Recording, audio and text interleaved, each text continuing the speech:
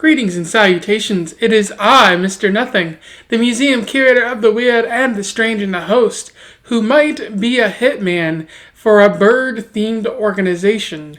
Welcome back to Around the Weird, a booktube channel where I talk about all the strange and unusual literature that I found in my travels. Today I wanted to talk about another comic book that I read, one that features bat-themed superheroes and bird-themed secret societies. I am referring to Batman, The Court of Owls, Volume 1. It's a comic book that I got from my local library. Don't forget to patronize your local libraries. It was written by Scott Snyder with art by Greg Capullo and Jonathan Glapian, if I'm pronouncing those names right. I've never heard of these people before, but apparently Scott Snyder is a big writer in the New 52 universe. That makes up the rebooted universe after the Flashpoint saga, where the Flash was like, I miss my mom, and went back in time, and then discovered that he changed so much that he created an entirely new universe, and then something reboot something. I'm not a big fan of the New 52 or DC Rebirth. I'm not a fan in general when comic book writers decide to nuke an entire continuity and start over from scratch. A lot of the same stuff about Batman has been kept the same, and I'm sure the same applies to many other superheroes. But there were a bunch of small changes that a lot of fans weren't happy with. Barbara Gordon, for instance, is no longer in a wheelchair, and people feel like that's erasing her disabled identity. Saying something about how a disability is bad or something like that. So I haven't had the best experience with the New 52. I read the Justice League Origins comic, and that didn't impress me. And so I've always been a little hesitant, a little wary about the New 52. But I have heard good things about this comic in particular. The Court of Owls storyline has a lot of people praising DC, and I've certainly heard good things about it. With a lot of people wanting it to be turned into a video game or something like that. So I decided to check it out and see what's what. So without further ado, let's talk about it. I will do a little summary, a little analysis, and we'll move on from there. The Court of Owls starts with Batman infiltrating Arkham Asylum to put down a riot. It seems like the Joker is working alongside him, but that is actually Nightwing in disguise, trying to pit the Joker against the other villains for some unknown reason. It's not really explored further in this comic. When Batman gets home and attends a dinner party at Wayne Manor, Bruce, who is Batman, talks with one of the mayoral candidates, where they both announce that they kind of have plans for Gotham, and they're hoping to work together to make Gotham a better place. Later on, Batman investigates a mysterious killing where the victim, the John Doe, has been stabbed multiple times with knives that have engravings of owls on them, and Batman has Alfred scan some of the DNA, and it turns out some of it belongs to Dick Grayson, who is Nightwing at this point in time, and so Batman is mistrustful of Dick because there's the worry that Nightwing might not be on his side entirely. Although Nightwing says that he is on Bruce's side, so you got a little worry there going on. Also around this time, Batman begins hearing rumors of the Court of Owls, a secret society that has existed in Gotham for over 200 years. Some people speculating that it does exist, and other people saying it doesn't. Batman says that he has looked for the Court of Owls in the past, but he hasn't found them, and he doesn't think they truly exist. However, when Bruce Wayne is meeting with the mayoral candidate, a spooky assassin called the Talon shows up and tries to kill Bruce Wayne. And when they're falling to their deaths, Bruce manages to save himself. The Talon falls, but he manages to survive. As it turns out, the Talon is immortal.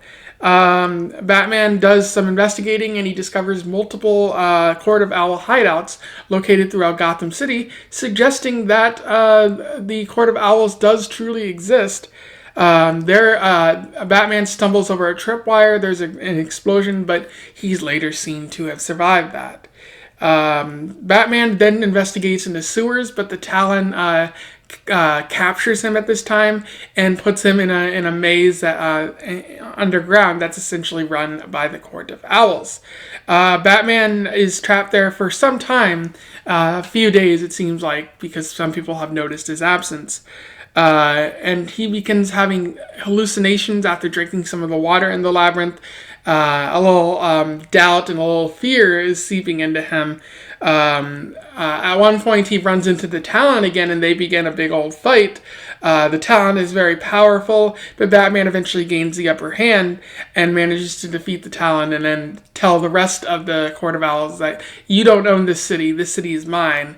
And then he manages to escape. While back at the Batcave, he manages to take the Talon's body, because the Talon is dead at this point, and analyzes it, and it turns out the Talon is Dick Grayson's great-great-grandfather or something like that. And Dick Grayson was also going to be a member of the Talons, but he was rescued by Bruce Wayne after the incident where his parents died at the circus. So he avoided that life pretty good. So that's nothing bad happened to him there. The Court of Owls, in response to Batman, they decide to wake up the other Talons because they have a whole mess of them, and they set them upon Gotham to take over, and that's where the graphic novel, the comic book, ends there, with to be continued that will take place in City of Owls, the next volume. In terms of analysis, there's a few things I want to talk about. The first is a recurring question that seems to show up throughout the story, and that question is, what is Gotham? There are some people who speculate that Gotham is a good place inherently, and other people who speculate that Gotham is bad. There's a good passage that I would like to read to you from this comic book that shows up pretty early. Every Saturday, the Gotham Gazette includes a small lifestyles piece called Gotham Is. In the column, random Gothamites are asked to complete the sentence, Gotham is, using 3 words or less. The Gazette has been running the Gotham is column for years, ever since I was a boy. Here are some of the words used to describe Gotham the past few weeks. Damned, cursed, bedlam, murderous. Gotham is villainous. Gotham is a losing game. Gotham is hopeless. Once in a while, someone names one of the city's villains as their answer to the Gotham is question. Usually it's some kid, a teenager, going for shock value. But now and then, someone actually tries to make the argument that the city is best reflected in its villains. For example, Gotham is Two-Face, meaning Gotham is a city at odds with itself. Or Gotham is Killer Croc, meaning the city is little more than a cannibalistic monster. I've seen a few Mr. Freezes, 2 Black Mask. Lately, I've seen a couple new names appear too. But for me, Gotham's criminals, whether old or new, will never define the city because in the end, they're simple and cowardly, ruled by predictable desires. And so what you have there is some people hopeful about Gotham, and some people very negative about it. Some people even going so far as to say Gotham is represented best by its villains, which I feel is some sort of meta debate there about what people have speculated before about whether Gotham is worth saving because it might just be better in the hands of one of its villains or something like that. And then Batman later on goes to say that Gotham is his. Gotham belongs to Batman, and he's partial to those answers because it is his city, which I feel is very narcissistic on his part.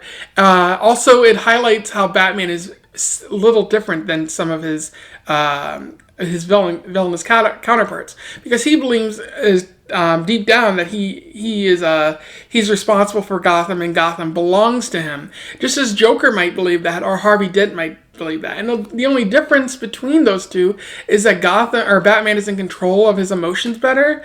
That Batman is on the side of good. He's just one, slip up away from being a huge supervillain. But yeah, I like that question pops up, because it's one that, has shown up in the comics before, and it's interesting that Scott Snyder is exploring it. Personally, I think that Gotham is worth saving. At times it might be beyond saving, but Gotham ultimately is a good place that is subject to corruption and heartbreak and terrible stuff, because the rich people don't invest in the community. Batman would much rather dress in a costume than donate funds to the less well off. So a little criticism of Batman for you. So I do like that. I do feel like this idea is poorly executed in the end, because I don't think Scott Snyder carries it all the way through to its natural conclusion, because it shows up in the beginning, a little bit in the middle, and then at the end when the Court of Owls proclaim that Gotham is theirs, although Batman notes that they're just run-of-the-mill villains that he underestimated. I would like more of that theme to show up at the end. And I feel like it would have been better executed.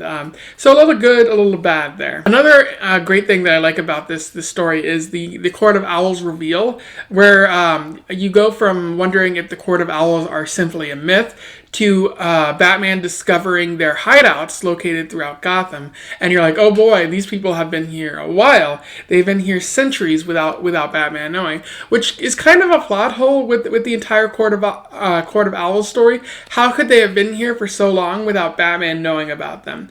He's regularly fighting the criminal underground. Surely he would have heard about a Court of Owls before now. He's heard of the League of Shadows, so certainly he would have known about this secret society. They would have recruited him in some way. It's not like they knew he was Batman, although it's suggested that they know he's Batman. It's unusual. But another thing I like about this is how Batman is scared. Like, he's encountered this new organization with deadly henchmen who could very easily kill him, and Batman is appropriately scared.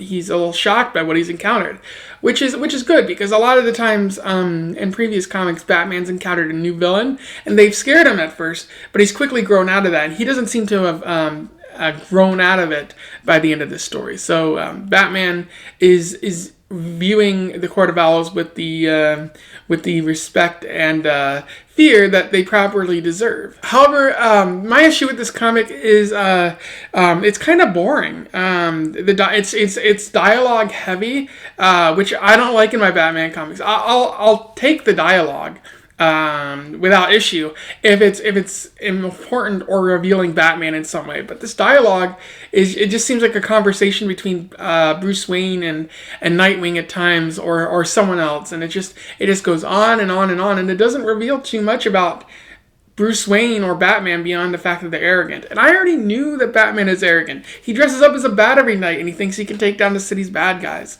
So that's something I didn't really like about it. I think the Court of Owls are weak villains compared to other villains that have been introduced in the past. They're a secret society, but it doesn't really make sense how Batman didn't already know about them.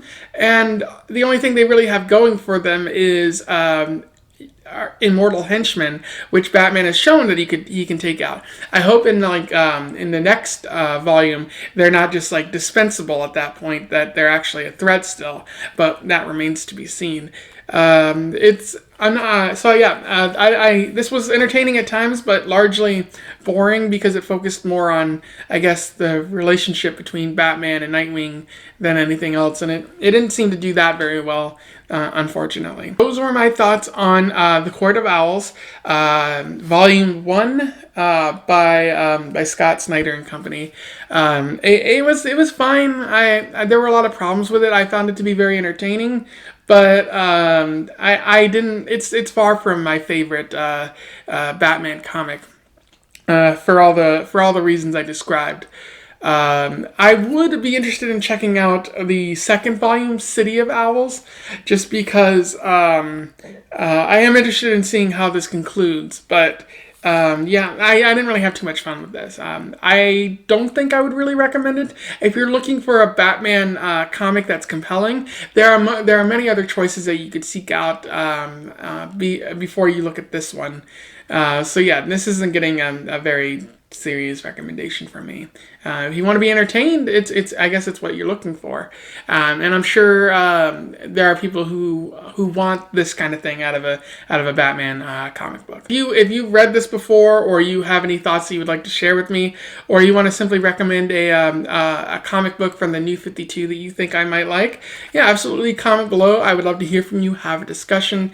We can get moving on that. Don't forget to like, share, and subscribe so that we can get Batman out to the masses. And in the meantime, I wish you the best of luck in your weird and owlish travels. Farewell.